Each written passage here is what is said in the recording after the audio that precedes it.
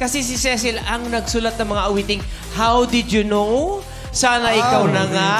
Ikaw ang lahat sa akin. Special memory at napakadami pang iba. Talagang pinagmamalaki namin ang iyong mga awitin at ang iyong mga gawa. Maraming salamat, Miss Cecil. Thank you so Ang much, galing-galing ma'am. niyo po, Miss Cecil. Pero syempre po, magse-celebrate na po kayo ng inyong 45th anniversary sa music industry. Ano po ba ang tip na masishare nyo sa mga aspiring young artists natin? Kung ano man ang mga pangarap nyo sa buhay, don't stop. Never give up. Just follow your heart.